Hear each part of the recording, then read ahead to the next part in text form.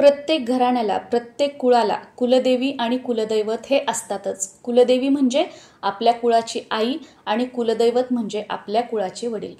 तुम्ही इतर सगळ्या देवी देवतांची सेवा करता, सगळे पारायण करता, यांची भक्ती करा, त्यांची भक्ती करा, दानधर्म करताय, सगळ्या गोष्टी करताय. पण तुम्ही तुमच्या कुळाचे कुलदैवत आणि तुमची कुलदेवी यांची सेवा करत नाहीये, त्यांचा मानपान करत नाहीये, तुमच्या राहत्या घरामध्ये तुम्ही कुळाचार कुळधर्म करत नाहीयेत, तर तुम्हाला कशामध्येच बरकत नसणार आहे. भलेही तुमच्याकडे पैसा असेल पण तुमच्याकडे सांसारिक सुख नसेल, तुमचे मुलं वाईट वळणाला लागलेले असतील, घरामध्ये शांतता नसेल. ठीक आहे, मुलाबाळांचे लग्न वेळेवर झाले तर त्यांना संतान प्राप्ती होत नसेल, किंवा तुमच्या मुलाचं आणि सुनेचं जमत नसेल, घरामध्ये मुलामुलींचे घटस्फोट होणे किंवा वाईट नाद लागणे, कर्जबाजारीपणा वाढणे, घरामध्ये तुमच्या मिस्टरांना किंवा मुलाला नोकरी न लागणे, नोकरी मिळाली तरी ती टिकत नाही, तो ती सोडतो, परत दुसरी नोकरी पकडतो, त्यालाही त्या नोकरीत काहीतरी होतं, परत दुसरी नोकरी, म्हणजे जॉब टिकत नाही. किंवा तुमचा उद्योगधंदा व्यवसाय असेल तर त्याच्यामध्ये तुम्ही कितीही जरी व्यवसाय हा बदलून तो बदलून तो टाकला तरी त्याच्यामध्ये तुम्हाला कधी फायदा होत नाही, उलट तुम्ही घाट्यामध्ये जाता. संपत्ती वाढवणं तर सोडा, पण तुमची जी प्रॉपर्टी आहे ती सुद्धा हळूहळू विकायची पाळी येते.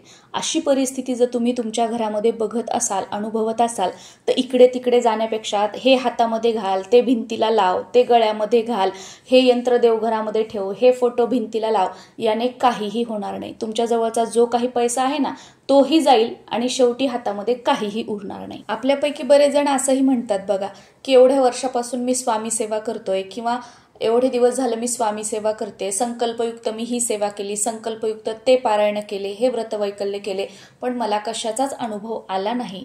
तर असं का होतंय? कारण तुमच्याकडून तुमची कुलदेवी आणि कुलदैवत यांची सेवा होत नाहीये, तुमच्या घरात त्यांचा मान सन्मान, कुळाचार कुळधर्म होत नाही, तुमच्या आईवडिलांची सेवा तुम्ही करत नाहीयेत, त्यांचा मानपान त्यांना देत नाहीयेत, आणि मावशी, काका, आत्या म्हणजे इतर देवी देवतांची सेवा करतायत, तर तुमच्या आईवडिलांचा आशीर्वादच तुमच्यासोबत नसेल तर इतर सेवांचं फळ तुम्हाला कसं मिळेल?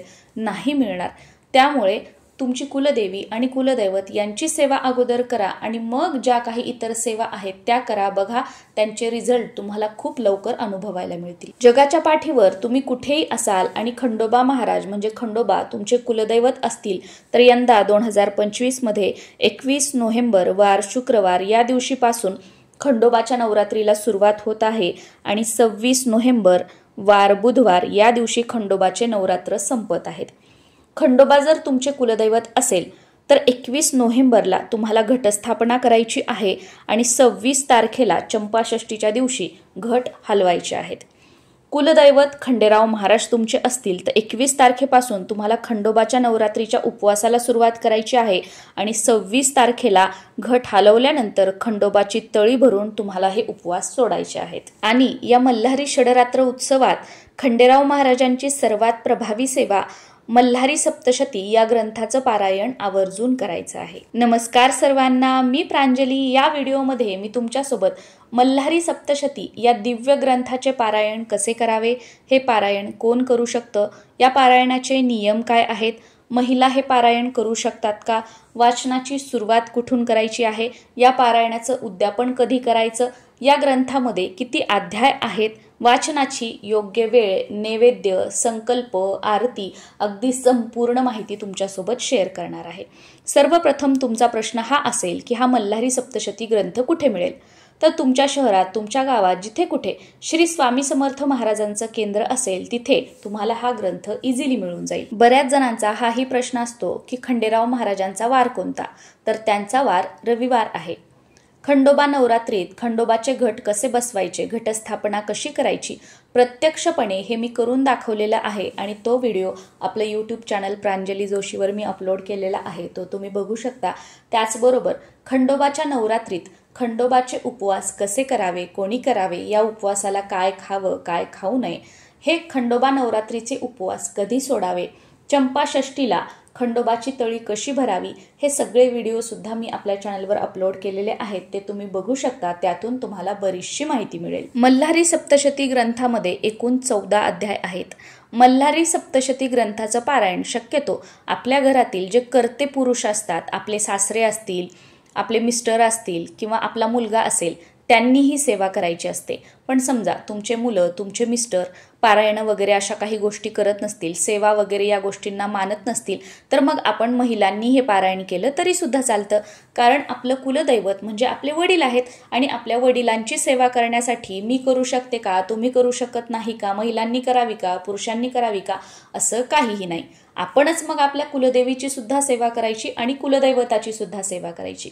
इतर वेळी वर्षभर तुम्हाला जर तुमच्या कुलदैवताचा म्हणजे खंडोबा महाराजांचा उपवास करायचा असेल तर तुम्ही रविवारचा उपवास करू शकता. किंवा भले तुमच्या मिस्टरांनी सेवा वगैरे नाही केली तर त्यांना किमान तुम्ही रविवारचा उपवास तरी पकडायला लावू शकता आणि तुमच्या कुलदेवीचा जो कोणता वार असेल त्याचा उपवास तुम्ही स्वतः करू शकता. म्हणजे आपल्याकडून आपल्या कुलदेवीची सुद्धा सेवा होईल आणि आपल्या कुलदैवताची सुद्धा सेवा होईल. जसं आपण दुर्गा सप्तशतीचं पारायण करतो तसंच तुम्ही या मल्हारी सप्तशतीचं पारायण नित्यसेवेमध्ये सुद्धा करू शकता. नित्यसेवेमध्ये जर रोज 1 अध्याय तुम्ही याचा वाचन केला किंवा रोज 3 अध्याय तुम्ही पठण केले मल्हारी सप्तशतीचे तर तुम्हाला कोणतेच नियम पालन करायची गरज नाही. पण समजा या खंडोबाच्या नवरात्रीमध्ये तुम्हाला मल्हारी सप्तशतीचं पारायण करायचं असेल तर काही नियमांचं पालन करणं गरजेचं आहे. जसं की या खंडोबाच्या नवरात्रीमध्ये ब्रह्मचर्याचं पालन करायचं आहे, नॉनव्हेज वर्ज्य करायचं आहे, आपणही खायचं नाही आणि घरातल्या मंडळींना सुद्धा खाऊ द्यायचं नाही. कारण साक्षात आपल्या कुलदैवताचे हे नवरात्र आहेत. भले तुमच्याकडे घटस्थापना नाहीये तरी सुद्धा हे 6 दिवस हे नियम आवर्जून पाळायचे आहेत आणि हे 6 दिवस परान्न सुद्धा वर्ज्य करायचं आहे. मल्हारी सप्तशतीचा एक पाठ म्हणजे काय किंवा एक पारायण म्हणजे काय सांगायचं झालं तर एकाच जागेवर बसून एकाच वेळेला मध्ये कोणाशीही न बोलता मध्ये न उठता जेव्हा आपण पहिल्या अध्यायापासून 14व्या अध्यायापर्यंत संपूर्ण ग्रंथ वाचतो तर त्याला म्हटलं जातं की मल्हारी सप्तशतीचा माझा एक पाठ झाला आहे किंवा माझं एक पारायण झालेलं आहे. या पारायणाला जवळपास 1.5 तास लागू शकतो. शेवटी तुमच्या वाचनाच्या स्पीडवर आहे. तर खंडोबाच्या नवरात्रीमध्ये याप्रमाणे आपल्याला रोज एक पाठ करायचा आहे म्हणजे 6 दिवसात आपले 6 पारायणं पूर्ण होतील. पण समजा तुमच्याकडे वेळ नसेल तर या 6 दिवसामध्ये तुम्ही एक पारायण पूर्ण केलं तरी सुद्धा चालू शकतं. 6 दिवसात एक पारायण पूर्ण करण्यासाठी आपण आज 2-4 अध्याय, उद्या 2-4 अध्याय, परवा 1-2 अध्याय याप्रमाणे 6 दिवसामध्ये आपल्याला 14 अध्याय वाचून पूर्ण करायचे आहेत. म्हणजे आपलं झालं एक पारायण. आणि या 6 दिवसामध्ये 6 पारायणं शक्य नसतील तर तुम्ही 3 पारायणं किंवा 5 पारायणं सुद्धा करू शकता. मल्हारी सप्तशतीचं पारायण करण्यासाठी कोणतीही वेगळी पूजा मांडणी करण्याची गरज नाही. तुमच्याकडे घटस्थापना केलेली असेल तर घटासमोर बसून आपल्याला वाचन करायचं आहे आणि तुमच्याकडे घटस्थापना नसेल तर देवघरासमोर बसून आपल्याला वाचन करायचं आहे. पूर्ण 6 दिवस बसण्यासाठी एकच जागा असावी आणि बसण्यासाठी एकच आसन असावं आणि 6 दिवसामध्ये वाचनाची वेळ सुद्धा एकच ठेवली तर अतिशय उत्तम आहे.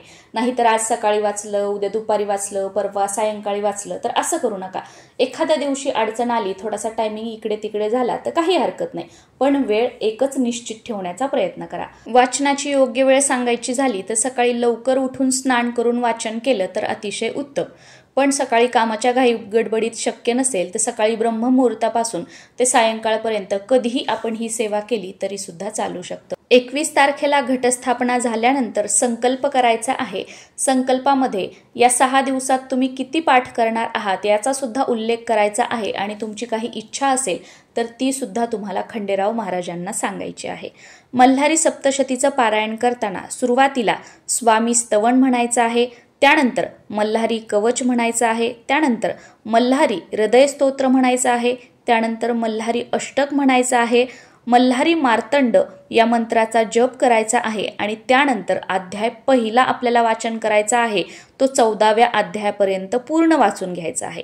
14 अध्याय पूर्ण वाचन झाल्यानंतर क्षमा प्रार्थना स्तोत्र म्हणायचं, त्यानंतर काहीतरी गोडाचा फळाचा नैवेद्य दाखवायचा ग्रंथाला आणि आरती करायची आहे. आरती सुरुवातीला गणपतीची करायची आणि त्यानंतर खंडेराव महाराजांची करायची आहे आणि त्यानंतर मग आपण आपलं आसन सोडायचं आहे. याचं उद्यापन म्हणजे काही असं वेगळं काही नसतं.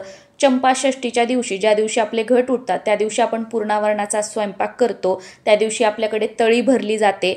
पुरणाच्या दिव्यांनी ओवाळलं जातं, तर या ग्रंथाला सुद्धा पुरणाच्या दिव्यांनी ओवाळायचं. जो काही आपण गोडाधोडाचा स्वयंपाक केलेला आहे त्याचा नैवेद्य दाखवायचा आणि या प्रकारे साधं सोपं आपलं उद्यापन झालं. आय होप मल्हारी सप्तशती या ग्रंथाच्या पारायणाबद्दल तुम्हाला संपूर्ण माहिती मिळालेली असेल या व्हिडिओमधून.